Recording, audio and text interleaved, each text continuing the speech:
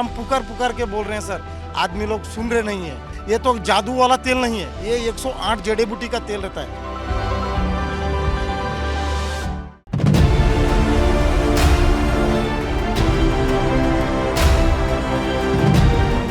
Jaipur Ajmer highway पर एक chemical tanker में ब्लास्ट से कई लोग झुलस गए। पुलिस ने बताया कि शुक्रवार सुबह एक केमिकल से भरा ट्रक दूसरे ट्रक से टकरा गया और उसमें आग लग गई। बांकरोटा के एसएचओ मनीष गुप्ता ने बताया कि आग ने कई ट्रकों को अपनी चपेट में ले लिया। इस घटना में शामिल ट्रकों की संख्या स्पष्ट नहीं हुई है।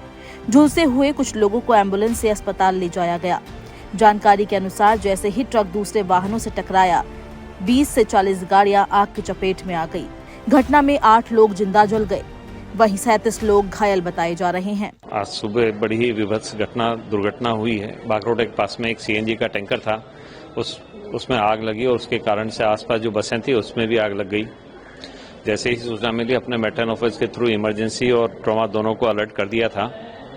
और शुरू में तो 3 पेशेंट आए, फिर एकदम से पेशेंट आने लगे। करीब 10-12 पेशेंट ऐसे हैं जिनकी बर्न परसेंटेज 60% से जाता है, जो काफ़ी सीरियस हैं।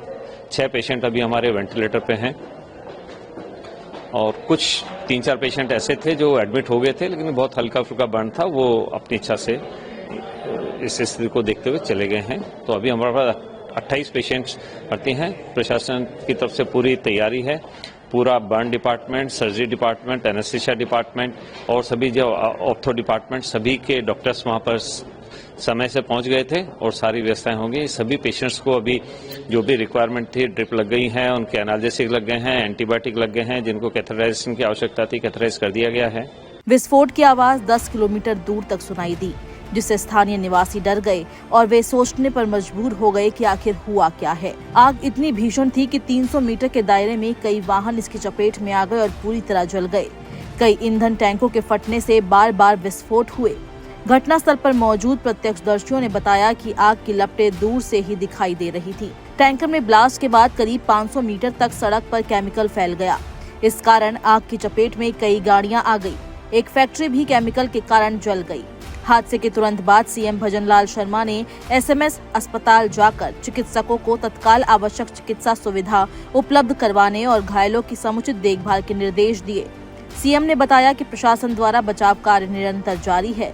स्थानीय प्रशासन और आपातकालीन सेवा पूरी तत्परता से काम कर रही है। वहीं केंद्रीय गृह मंत्री अमित शाह ने राजस्थान के मुख्यमंत्री भजनलाल शर्मा से बात की और राज्य में हुई इस दुखद घटना और आग के बारे में जानकारी ली।